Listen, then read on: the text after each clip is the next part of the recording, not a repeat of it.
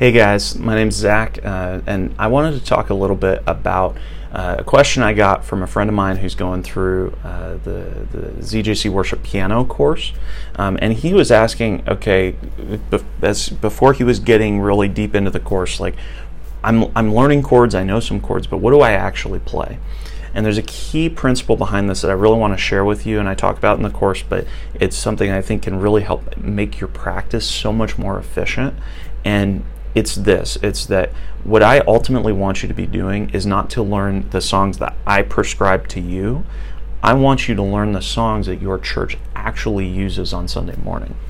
And why? Because I want you to be able to play on your team as quickly as possible. There are huge variations between what songs churches use, what songs worship leaders prefer.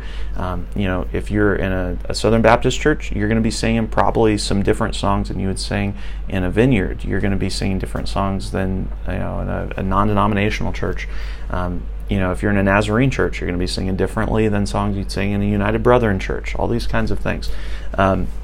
And so you want to tailor it to your local context.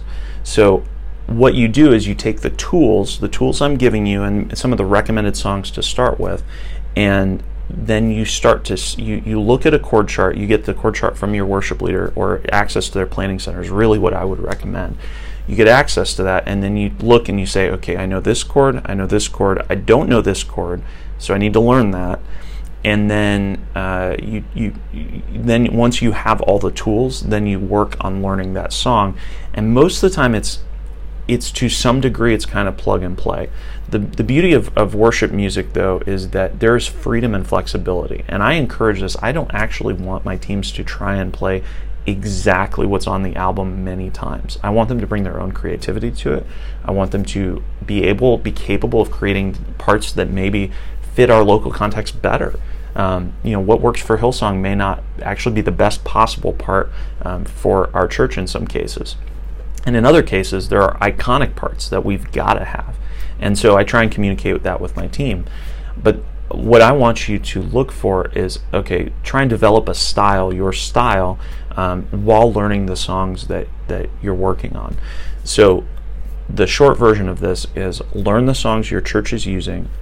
In the long run, it will be more beneficial for you to learn to create your own parts and to be able to be creative rather than having everything prescribed on a page for you to play. That doesn't mean we want to play wrong chords. That's not what I'm saying.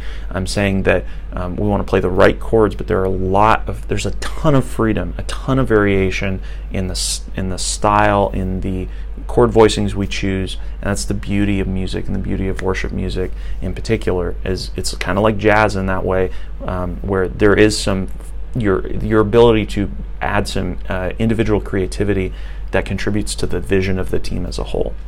So learn the chords, the tools, and then put them into the songs that your church is using and start to build a repertoire of songs that your church uses so that when you actually audition for your church worship team, you already know the songs. You know the songs that your church is using, and it's much easier for you to get plugged in. So I hope that's helpful. Use that to make your practice more efficient. And if you like this video, share it with your worship team. Subscribe would be a huge help to us. And we hope to continue to help you in your worship journey. So hope this is helpful. If you want next steps, if you want to take the course I was talking about before, it's available at zjcworship.com. So thanks for watching. See you soon.